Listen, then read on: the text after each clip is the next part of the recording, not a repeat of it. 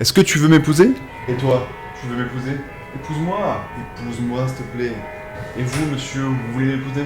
Le gros problème... Putain. Le gros problème dans le MLM actuellement, c'est que la majorité des distributeurs demandent à des inconnus qu'ils viennent de rencontrer de les épouser. Ils font leur demande en mariage à des inconnus. Salut, je m'appelle Guillaume Ringot, je suis distributeur MLM et je déteste les méthodes de prospection traditionnelles. Dans cette vidéo, tu t'apprêtes à voir une métaphore et en quoi cette métaphore entre voir le MLM comme une demande en mariage va beaucoup t'aider dans ton business. Et reste jusque la fin car tu vas découvrir un mot ultra important qui, s'il est tout le temps dans ta tête, va vraiment t'aider dans ton business.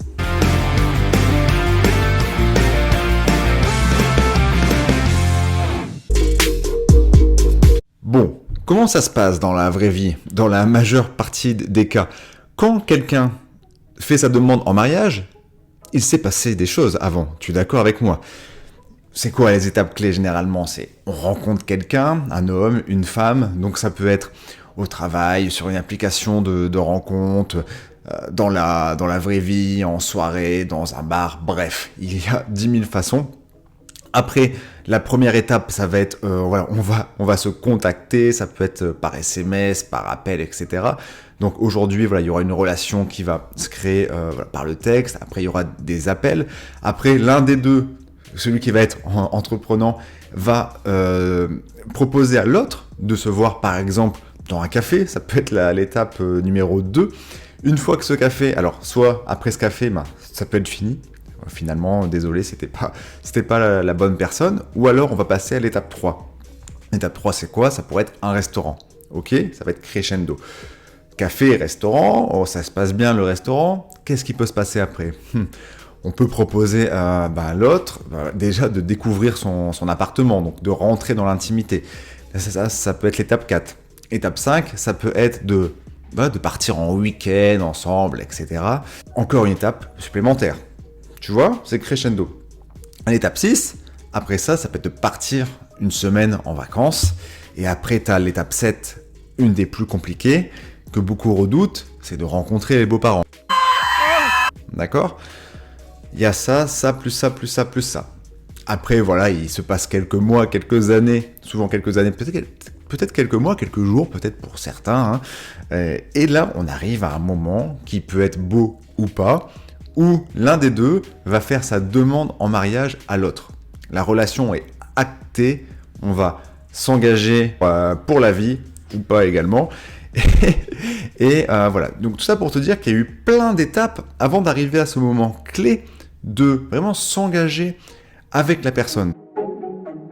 La problématique aujourd'hui dans le MLM pour la majorité des distributeurs MLM et ce qui contribue à la mauvaise réputation de MLM, c'est que on va demander à des inconnus de nous épouser, de rejoindre notre downline, d'acheter nos produits. Ok ? Alors je parle pas du marché chaud, mais je parle de tous ces messages que je reçois quasiment hebdomadaire et ma copine quasiment tous les jours de la part d'inconnus qui veulent j'ai un projet magnifique, nanana, un projet à l'international et je recherche 4 partenaires. Ok ? Donc on reçoit des demandes en mariage comme ça, alors que la personne, on n'a aucune relation avec elle, et donc du coup, il faut se mettre à la place de ces personnes qui n'y connaissent rien au MLM et qui ne veulent pas en faire, et reçoivent des demandes en mariage comme ça, de la part d'inconnus, c'est ultra étrange, et c'est une des choses qui explique la mauvaise réputation du MLM, et qui du coup est contre-productive pour ton business et pour le business de tous les distributeurs français et les distributeurs dans le monde.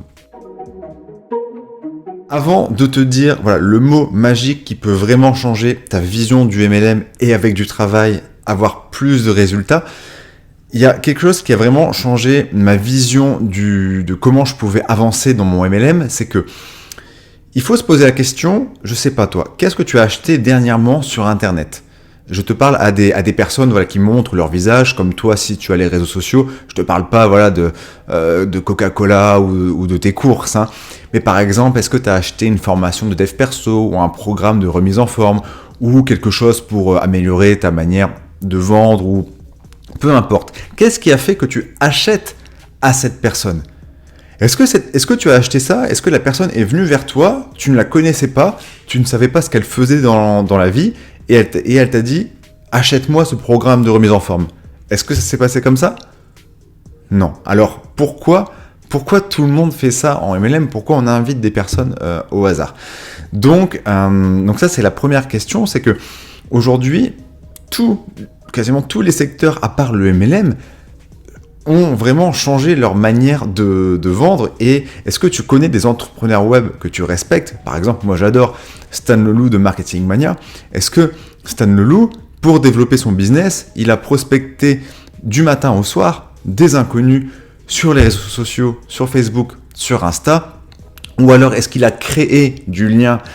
Qu'est-ce que tu fais dans la vie? Et au bout de quelques messages, au fait, moi je développe un projet international. Est-ce que ces gens-là, voilà, ont fait ça pour développer un business d'envergure en tout cas? Attention, là je suis pas en train de dire que ces méthodes-là sont inefficaces. Je les ai faites très longtemps. Il y a eu quelques résultats, c'est clair. Mais aujourd'hui, pour avoir un business, on va dire plus large, et pour les personnalités comme moi qui n'aiment pas aller vers les autres, il existe d'autres solutions. Donc voilà, analyse bien comment toi tu es convaincu d'acheter telle ou telle chose chez une personne sur Internet. On arrive au mot magique qui est la clé de tout. Je ne vais pas te parler de tunnel de vente ou de prospection en automatique, des choses comme ça. Non. Ce qui fait la différence, c'est, tiens-toi bien, c'est un mot qui commence par un V, c'est le mot valeur. Quelle valeur ajoutée tu as apporté à ton prospect idéal pour ta downline, pour ton produit, avant même qu'il n'achète ton produit? Quelle valeur tu vas apporter à tes prospects ou alors à tes clients de rêve avant qu'ils ne t'achètent ton produit ou rejoignent ta downline? C'est le mot valeur. Car aujourd'hui, aider, c'est la nouvelle manière de vendre. Donc, de quelle manière, comment tu peux aider cette personne? Comment tu peux apporter de la valeur avant de vendre, avant même que la personne sache que tu fasses du MLM? Donc, s'il y avait une chose à retenir de cette vidéo, c'est vraiment que tu te poses cette question: comment je pourrais apporter de la valeur ajoutée à mes clients de rêve, à mes prospects idéaux, les futures pépites de ta downline.